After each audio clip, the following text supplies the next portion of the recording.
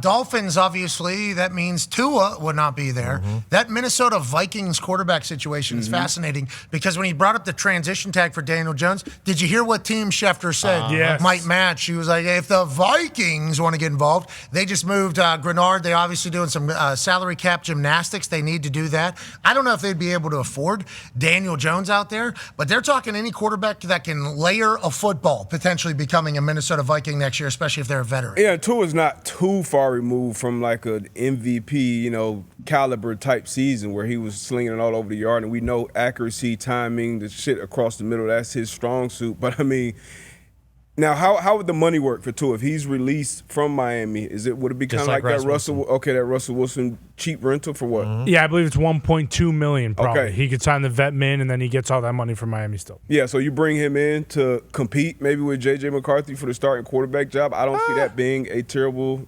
situation. No. Yeah, but we can kind of that ship has sailed, right? I mean, we are what ship? We are 2 seasons removed from the JJ McCarthy thing, and we're already talking about like who the hell is going to play quarterback for the Vikings. Like I think no. The GM who drafted him's gone, so there's that. If they loved JJ, and we all love KOC, like genuinely, he's an amazing coach.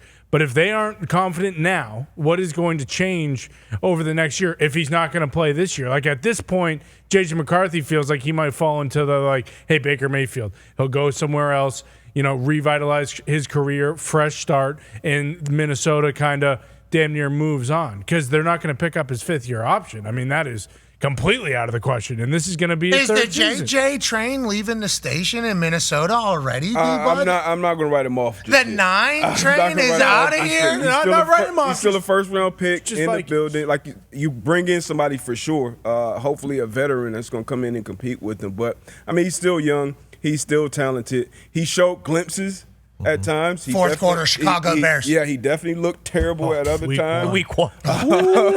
What do you mean? Sick. What do you mean week 1? Right. That was sick. He was offensive player. You don't remember that? That's how memorable it was. Sorry. I'm not writing him He off. was offensive player of the week. You're not writing him off? Not yet, no. Okay, it sounds like he sent that train. A lot of people, yeah. I am from in Minnesota for sure. Not like career. It just feels like in Minnesota things have gone sour. Like plain and simple. They wouldn't be. It goes one way or the other, though, Colin. Man, think about it. If they bring someone in, it's one way or the other. Either he finds a way through competing with a veteran, maybe, and figures it out and takes that next step, or he gets beat out and then bam, he goes somewhere else. Yeah, I mean, you've seen the meme too much. Yeah, the 9 things on a lot of things. I've seen it on presidents. I've seen it on. Who was it on recently? On everybody.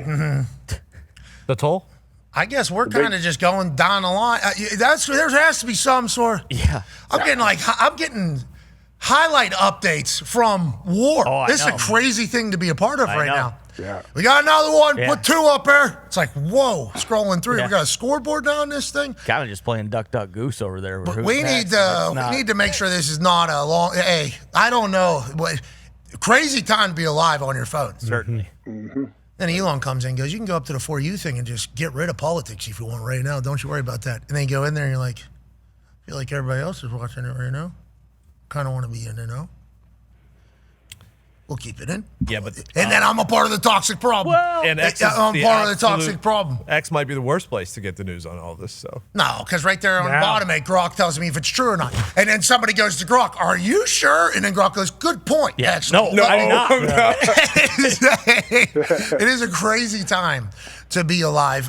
We hope it all works out. But the JJ meme has entered into that world, into that space, pretty good. And to your point about not giving up on him. Maybe he becomes a guy, but it does feel like the Minnesota Vikings are at a point where they need somebody else to be their quarterback, at least at this exact point, and then moving on. And if this quarterback does good, I don't know if they're just going to Sam Darnold him. I don't know if they're just going to Kirk Cousins him. Feels like they would probably not make that same mistake. So I think whatever veteran comes in here, if there is success, I don't think we ever see JJ because that's what they're looking for again. Now, will that happen with Tua, Kyler, Geno? Is Aaron Rodgers potentially? Yeah, Rodgers. We don't know. We don't know what's going on with Aaron Rodgers, but there was a little smoke with Aaron Rodgers and the Minnesota Vikings last year, and you start putting 2 together, it's like Aaron Rodgers and Kevin O'Connell's offense, what do you got to be able to do? Well, you got to know what the defense is doing. Okay, I think he knows that. You got to know where to go with the ball.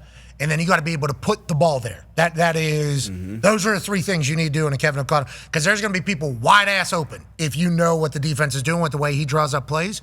And it's like, could you imagine Aaron Rodgers in that offense?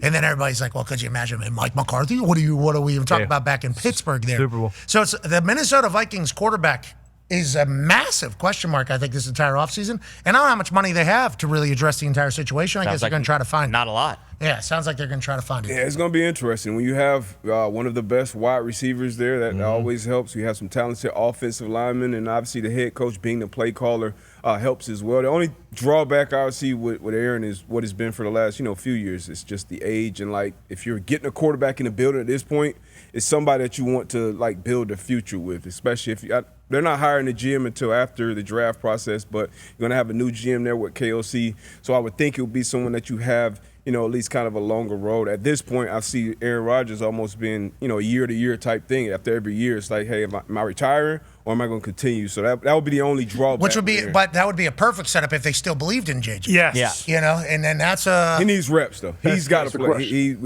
But he's not going to play. But that's what makes no sense either when you're talking about guys like Kyler or like Kyler's not going to Minnesota if he's not the starting quarterback. Does he seem like the kind of guy who's going to be like, hey, I'm going in and I'm going to battle? And even Dan Jones, like, is he going to be healthy? Like, so if they're bringing him in, he's not competing with. And they made him an offer, allegedly more than what the Colts made him an offer for. So they've been in the game before. It's crazy. All these things are possible. And that's why this time is fantastic.